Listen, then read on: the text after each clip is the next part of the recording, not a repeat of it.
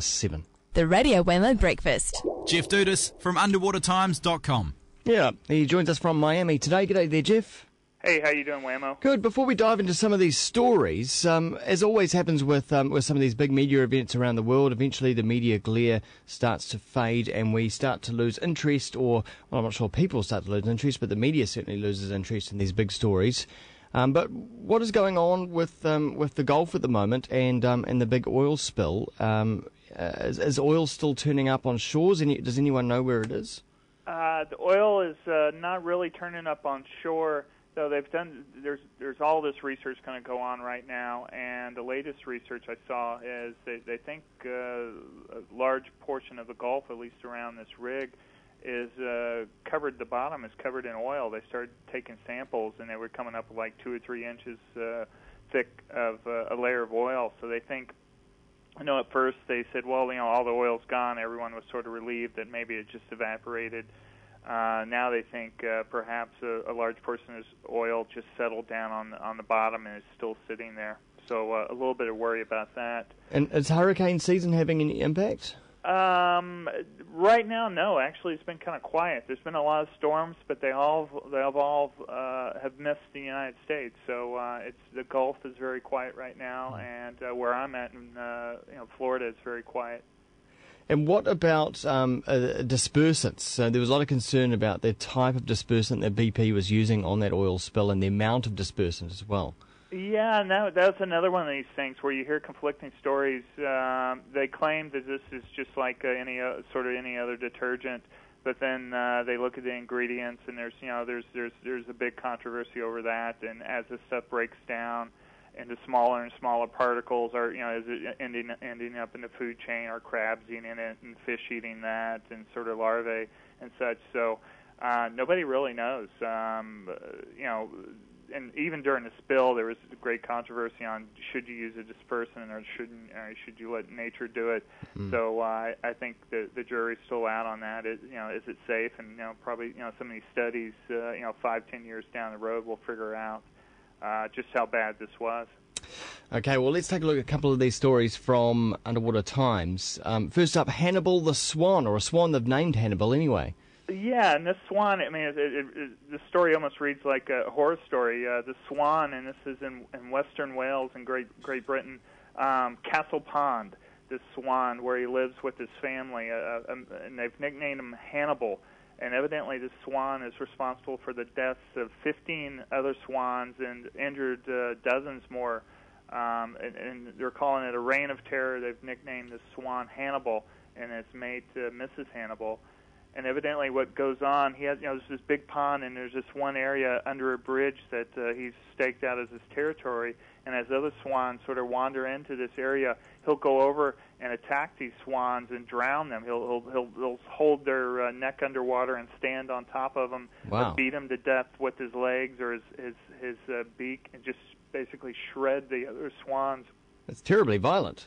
It's horrible, and evidently his mate cuts off the exit, and so his mate traps the swan, and from escaping, he'll go over there and beat him to death, and then he'll bring over his chicks and show them the dead body. I mean, this is just it's pretty strange. And so the volunteers around this swan, the people or locals are just sort of scratching their head. They don't know what to do. They're trying to get a license to take this swan and his family out of the pond to examine him to see if there's something, why this swan is deranged. Does he have a fish hook inside? Is he starving? Nobody knows, so they want to pull him out and try to figure out why this one swan is just so damn mean. And do you believe in reincarnation? That's the question. That's terrible. All right, on to something a little bit more pleasant. Dolphins that are doing something else clever. Yeah, and this is, every once in a while, every 3 or 4 months, they come up with, dolphins are doing something unexpected.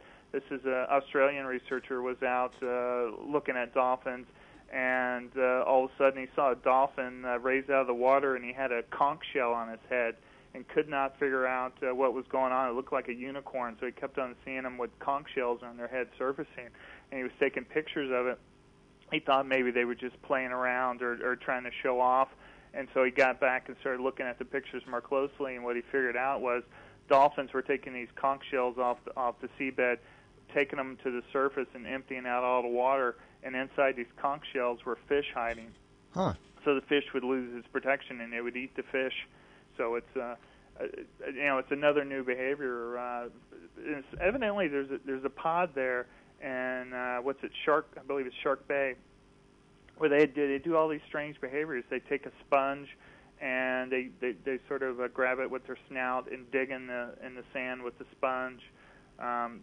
Evidently, too, they beach themselves to scare fish to the shore. So they've sort of got a pod there that does all these strange behaviors. Yeah, well, yet again, the dolphin shows just amazing intelligence. Finally, Jeff, a boy who's been attacked by a sea lion. This is out of Australia. This is at Sydney's Taronga Zoo. A little boy was on one of these encounters where you'll see where you get to go play with the animals, and evidently there was this Australian sea lion there, and he was having one of these encounters where you feed him, and all of a sudden this sea lion attacked this boy. Scared everybody. He had to go to the hospital and such. Nobody really knew what was going on. Evidently, this is considered a tame sea lion. And they started interviewing the boy, and they asked him what was going on. He said right before he attacked that the sea lion basically spit up a bunch of fish guts on him, sneezed and blew fish guts all over the kid. The kid said, well, maybe the sea lion just thought it was a big fish or smelled like a fish, and so that's why he started attacking me. So everybody's buying this. Man. Kind of a strange story. Yeah.